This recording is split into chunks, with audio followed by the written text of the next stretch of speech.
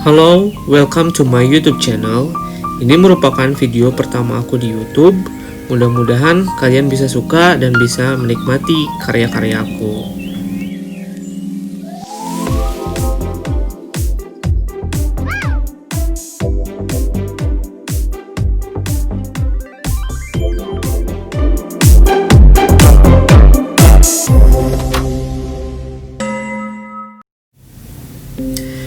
Ini merupakan video how I take my notes, khususnya untuk notes kuliah aku ya, tapi bukan untuk yang studigram yang bakal diposting di Instagram. Jadi biasanya yang pertama aku lakukan itu adalah buka laptop, dimana aku bisa explore beberapa materi yang menunjang. Jadi tidak hanya terpaku dari slide yang dosen berikan, tetapi kita juga harus cari dari beberapa referensi yang terpercaya. Biasanya aku gunain ebook PDF yang memang digunakan oleh dosen sebagai buku acuan atau sumber ataupun guideline yang dipakai. Di sini aku akan mencatat materi kuliah ketika semester 6 tentang bioteknologi medik. Nah, sebelum aku mulai membuat catatan, biasanya aku buka catatan-catatan selama di kelas. Jadi catatan ini merupakan catatan yang belum aku salin ulang gitu. Jadi catatan selama ketika mendengarkan dosen di kelas. Oke, ini beberapa catatan selama aku kuliah apoteker 6 bulan terakhir ini, serta ada beberapa catatan studigram untuk postingan Instagram.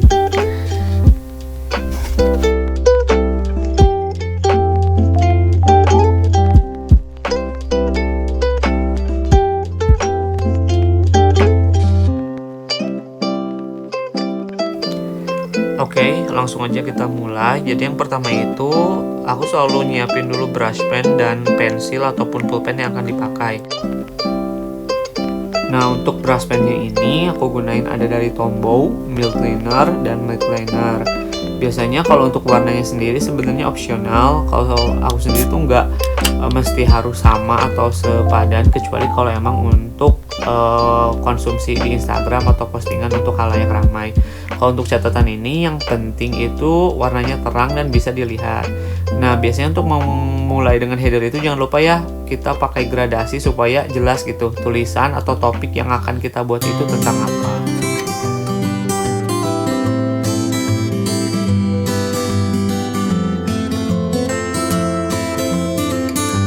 Nah, untuk kalian yang mau mulai coba studigram seperti ini itu sebenarnya tidak susah. Jadi banyak ya sekarang di YouTube ataupun bahkan ada beberapa buku yang menjual tentang teknik-teknik lettering ini. Jadi pada umumnya teknik lettering itu hanya sebatas tebal tipis. Gimana caranya kita menggores brush pen ataupun spidol dengan tekanan-tekanan tertentu supaya bisa menghasilkan line atau garis yang tebal dan tipis. Nah, untuk warnanya ini sendiri sebenarnya terserah kalian, bebas sesuai dengan kemauan kalian ataupun kalian punya palette warna favorit tertentu gitu, itu bisa digunakan. Dan itu pun sebenarnya akan tergantung daripada jenis catatan atau jenis materi. Misalkannya untuk tips nih ya, kalau mau rapi khususnya untuk beberapa mata pelajaran atau subjek kuliah, biasanya kalau aku sendiri itu dikategorikan misalkannya untuk beberapa materi kuliah yang berkaitan tentang biologi ataupun kimia, itu biasanya ditandai dengan warna biru ataupun hijau. Dan untuk beberapa subjek mata kuliah yang ada hitungannya seperti fisika ataupun farmasi fisika, karena saya di farmasi, biasanya ditandai dengan warna merah. Ketika aku mencatat itu biasanya setelah header itu ada subjudul itu ya, ada subjudul. Nah, untuk subjudul ini sendiri sebenarnya tidak usah menggunakan teknik hand lettering yang rumit dibandingkan dengan header, jadi hanya sekali sapuan. Mau sedikit cerita aja. Jadi ini pengalaman aku selama kuliah S1 dengan teknik mencatat seperti ini tuh akan sangat-sangat membantu, terutama untuk ketika ujian. Jadi kita atau mungkin kalian yang sedang kuliah itu tidak usah repot-repot kerja 2 kali atau sistem kebut semalam. Bahkan ketika kalian di penghujung akhir ataupun di tingkat akhir ya, ini di tingkat akhir itu kan ada istilah kompre ya, dimana sidang kompre itu kalian bakal ditanya sama dosen itu materi dari pertama kalian masuk hingga akhir. Kalau misalkannya kalian udah dibiasakan mencatat dari semester awal, kemudian catatan itu dikumpulkan, ketika nanti mau kompre atau maupun sidang, kalian itu akan sangat mudah belajarnya dan tidak usah kerja 2 atau 3 kali dengan merangkum ataupun mencatat dan membuka-buka materi yang lalu gitu. Oh iya, tadi itu mungkin tips dari aku sih selama kuliah S1. Jadi sebisa mungkin ketika kalian di kelas itu dengerin dosennya, kemudian catat apa yang keluar dari mulut dosen, walaupun dosen itu sangat boring dan kalian nggak ngerti gitu, tetap harus catat. Dan kalau bisa sih langkah baiknya kita rekam ya. Jadi ketika kita balik ke kosan atau kita balik ke rumah, ketika belajar kita bisa membuka kembali rekaman itu, dan juga kalian juga bisa membuka catatan-catatan yang kalian dapatkan selama di kelas. Jadi nggak terlalu buta atau nggak terlalu bego banget gitu ketika nanti akan disalin ulang. Nah, highlight ini sendiri akan sangat membantu kalian untuk mengingat, terutama untuk keyword-keyword yang kalian dapatkan dari buku. Biasanya kalau aku sendiri sih kan suka ngerekam tuh di kelas. Nah, omongan dosen yang keluar dari mulut dosen itu biasanya aku salin ulang dengan highlight yang paling tebal gitu supaya diingat, karena apa yang dia omongin gitu itu pasti bakal keluar ketika ujian gitu. Terus paling balik lagi ke tips belajar tadi. Sebenarnya kadang aku pun gak terlalu menerapkan hal tersebut gitu, terutama bagi mata kuliah yang mungkin gak aku banget gitu dan memang aku gak suka gitu. Tetapi kita juga harus punya goals yang tinggi gitu terhadap mata kuliah tersebut gitu. Walaupun kita gak suka, tetapi kita harus bisa dapetin nilai bagus gitu.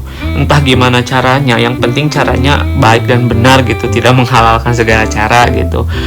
Ya mungkin kasarnya sih bisa dibilang kayak effortless gitu. Jadi dengan effort sedikit mungkin gitu, tapi kita dapat nilai gede gitu. Karena kalau buat aku sendiri ya, ketika aku punya mata kuliah yang aku suka, pasti aku tuh suka belajarnya itu mati-matian, ataupun misalkannya kalau kamu punya jeruk itu misalnya aku belajar sampai ke bijinya gitu. Tetapi kalau mata kuliah yang aku kurang gak suka gitu, ya mau gimana lagi gitu, mau kamu belajar sampai dalam pun kalau nggak suka ya tetap nggak akan nempel gitu. Yang penting ketika kamu ujian kamu bisa dan kamu dapat nilai A gitu, kalau bisa gitu.